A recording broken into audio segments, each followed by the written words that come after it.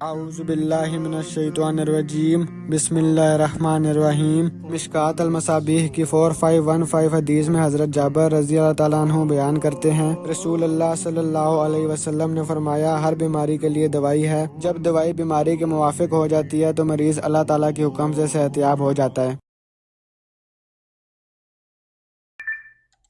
अभी आपके माशाल्लाह मोरे उठना शुरू हो गए, कमर के भी गर्दन के भी। यूं ऐसे दबे हुए थे ना, अब वो थोड़े से उठे। अब जैसे जैसे आप मेडिसिन खाएंगी इंशाल्लाह ये और उठते जाएंगे, जैसे जैसे मोरे उठते जाएंगे आपका मसला ठीक होता जाएगा। हमें कैसे पता चल रहा है कि ये हो रहा है? आप टेस्ट करवा सकते हैं जी अपना MRI का। अच्छा, हाँ, सही जो एक सीधा तरीका है, सही जो राइज है सही। यहाँ पे दुनिया में ना। ये इधर आकर मैं ये देखना चाहूँगा। नहीं, ये आपको नहीं पता लग सकता जी। अच्छा, ये आप पढ़ लें इसको पहले, मैं लिख देता हूँ आपको। रेडियोनिक कंप्यूटर बोलते हैं इसको। इसका वजन पूरा कोर्स होता है। सही ये पढ़ लें, स्टडी थोड़ा सा कर लें, देखें। अगर आपने फिज़िक्स पढ़ी हुई है तो फिर आपको ये थोड़ा आसानी से समझ आ जाएगा। अगर फिज़िक्स नहीं पढ़ी है तो आप इनकी लिस्ट पे लगा रहे हैं। वो छोड़ें इन बातों को, वो बड़ी लंबी बातें हैं। आपको अपनी तसल्ली चाहिए ना, हाँ जी, तो उसके लिए आप जो है वो इसका MRI का टेस्ट करवा सकते हैं। MRI के अलावा इसका कोई टेस्ट नहीं होता। मैं एक्सरे वगैरह में नहीं पता लगता हूँ। वो एक्सरे में ऐसे समझने जैसे ये है ना, अब जैसे ये हड्डी है, डिस्क है, ये एक्सरे में नहीं आएगी।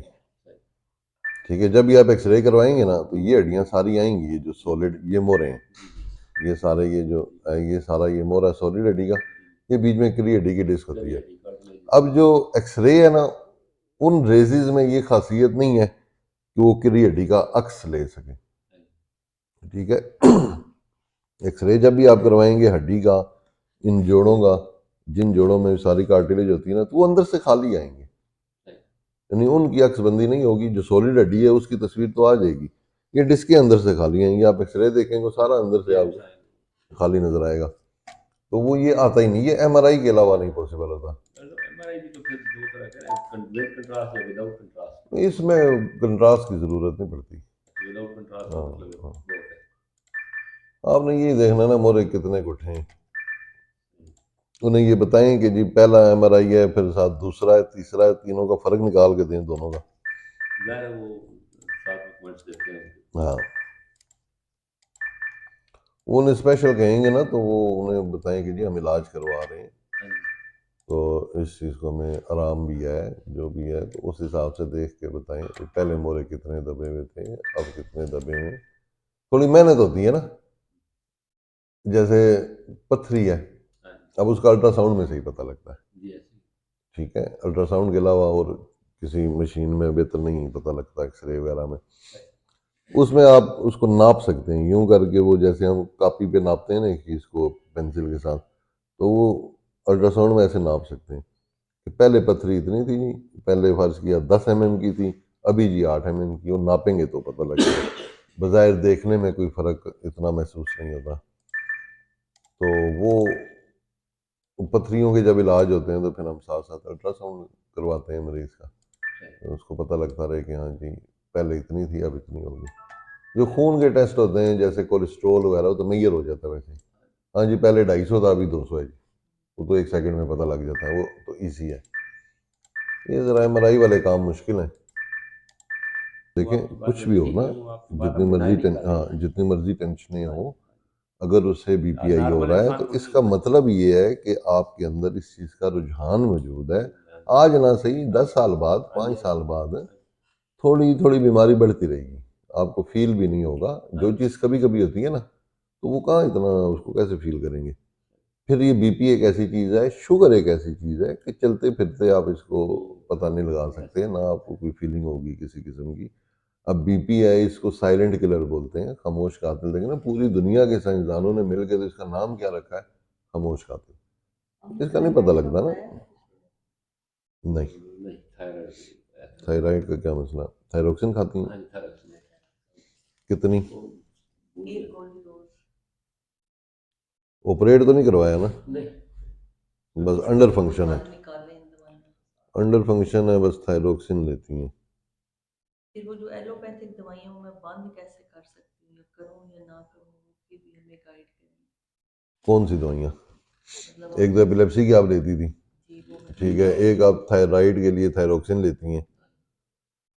जब आप अपने आप को बेहतर महसूस करें ना इस मेडिसिन से कि हाँ जी मैं बेहतर हूँ, ज़ाइलोरिक मैंने तो छोड़ दिए। ज़ाइलोरिक भी लेती हैं, किस लिए? वो यूरिक एसिड था ना, उस वजह से ये आपने इनमें से कोई बात मुझे पहले नहीं बताई, यूरिक एसिड थायराइड की रह भी। गया था। बाकी वो तो यूरिक एसिड की तो छोड़ दी थी, वो तो मेरे डॉक्टर साहब ने भी कहा था 2 माह खा के छोड़ दी।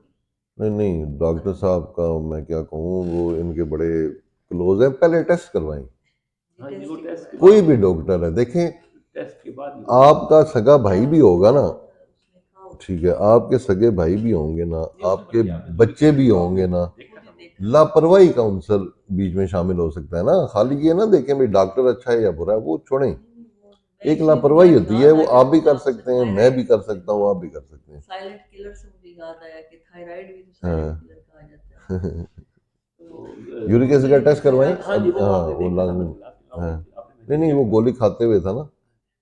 ज़ाइलोरिक अभी इन्होंने छोड़ी है ना, हाँ जी, तो तो महीने बाद 15 दिन बाद हाँ जी, अपना दोबारा से यूरिक एसिड का टेस्ट करवाएं। इसको मुझ समेत किसी भी डॉक्टर के कहने पे ऐसे नहीं छोड़ना आपने। उसको चेक करें, पहले महीने बाद चेक करें, फिर महीने बाद चेक करवाएं, फिर महीने बाद चेक करवाएं। चलो 3-4 दफ़ा अगर आप देखते हैं कि बगैर मेडिसिन के हमारा यूरिक एसिड नॉर्मल आ रहा है, रेंज में आ रहा है, फिर तो चलो ठीक है। लेकिन ऐसे ज़ाइलोरिक से आज तक कोई मरीज नहीं ठीक हुआ यूरिक एसिड का कि वो कहे कि जी मैं ठीक हो गया। ज़ाइलोरिक का ये क्लेम ही नहीं है, वो मेडिसिन को पढ़ लें, उसका इतना बड़ा पर्चा होता है, उसको पढ़ लें नेट पे। ज़ाइलोरिक का ये क्लेम ही नहीं है कि ये यूरिक एसिड को ठीक करती है, वो कभी भी नहीं। पूरी दुनिया में अमेरिका इंग्लैंड समेत यूरिक एसिड का जो ज़ाइलोरिक है उसका ये क्लेम नहीं है। वो वक्ती तौर पे वो कहते हैं कम कर देगी ज़ाइलोरिक, इसको वक्ती तौर पे वो 2 दिन के अंदर अंदर कम कर देगी। इसका भी साथ साथ कोई हल निकलना चाहिए ना, ताकि मुकम्मल सेहत होनी चाहिए। बाजी मुकम्मल ही सेहत होगी, लेकिन उसको चेक करें पहले यूरिक एसिड को।